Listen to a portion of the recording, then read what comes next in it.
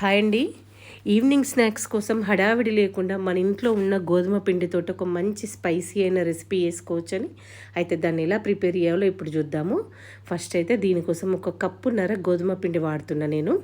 కప్పున్నర గోధుమ పిండికి నేను 1 టీ స్పూన్ సాల్ట్ వేసుకున్నా, 1 టీ స్పూన్ ధనియా పౌడర్ కూడా వాడుకున్న, 1/2 టీ స్పూన్ జీరా.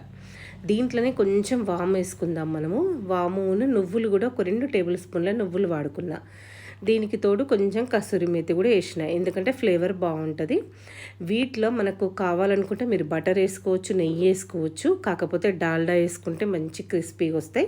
అందుకోసం అని చెప్పేసి నేను 2 టేబుల్ స్పూన్ల డాల్డా వేసుకొని మంచిగా పిండి కలిపేసుకుంటున్నా. పిండి ఈ టైప్లో వచ్చేదాకా మనం కలుపుకుంటే సరిపోతుంది. ఇప్పుడు దీంట్లో కొన్ని వాటర్ యాడ్ చేసుకొని మనం చపాతీ పిండికి అయితే ఎట్లా కలుపుకుంటామో సేమ్ యాజ్ ఇట్ ఈస్ అట్లనే చపాతీ పిండి కలిపినట్టు మంచిగా కలిపేసుకోవాలి. చూసారా, ఇట్లా మన పిండి అంతా ఇట్లా మంచిగా కలుపుకొని దీన్ని మనం ఒకసారి ఒక 10 నిమిషాలు పక్కన పెట్టుకుందాము. ఎందుకంటే పిండి అంతా నానిపోవడానికి ఒక 10 మినిట్స్ అయితే సరిపోతుంది. ఓకే, ఇప్పుడు దీన్ని మూత పెట్టేసి పక్కకు పెట్టుకుందాం.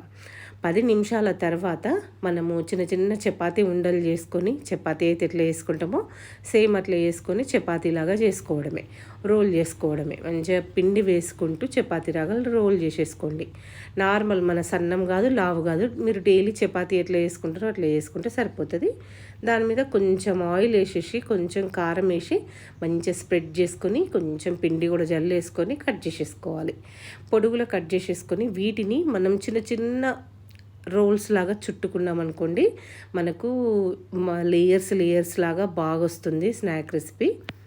చూడండి, ఇప్పుడు దీన్ని ఇట్లా మనం లేయర్స్ లాగా చుట్టుకున్నాం కదా, దాన్ని ఒక్కసారి ఇట్లా ప్రెస్ చేసేసుకున్నాం అనుకోండి, మనకి ఇది రెడీ అయిపోయింది. చూసిరా ఎంత బాగా కనిపిస్తుంది, మధ్యలో రెడ్గా చుట్టూ లేయర్స్ అన్నీ కనిపిస్తున్నాయి కదా. ఇట్లనే మనం మిగతా అన్నీ కూడా చేసి పక్కన పెట్టుకుందాం. ఓకే, చూడండి, ఇప్పుడు ఇవన్నీ రెడీ అయిపోయినాయి కదా. వీటిని మనము మంచిగా ఆయిల్లో డీప్ ఫ్రై చేసుకోవాలి. ఓకే, ఆయిల్ కూడా బాగా వేడి కావద్దు, జస్ట్ కొంచెం వేడైంది అన్నాక మనం చేసి పెట్టుకున్న ఈ రోల్స్ అన్నీ వేసేసి మనము ఆయిల్ పైకి ఇవి తేలే వరకు సిమ్ మీదనే ఉంచాలి. ఫ్లేమ్ పెంచొద్దు. ఎందుకు అంటే మంట ఎక్కువ పెంచారనుకోండి తొందరగా రెడ్గా అయిపోతే లోపల వేగాయి మనకు క్రిస్పీగా రాదు. అందుకోసమని లో ఫ్లేమ్ టు మీడియం పెట్టుకుంటూ మంచిగా రెడ్గా వేయించేసుకోర్రి. ఒక 10 మినిట్స్ పడుతుంది మనకి ఇవన్నీ వేగడానికి.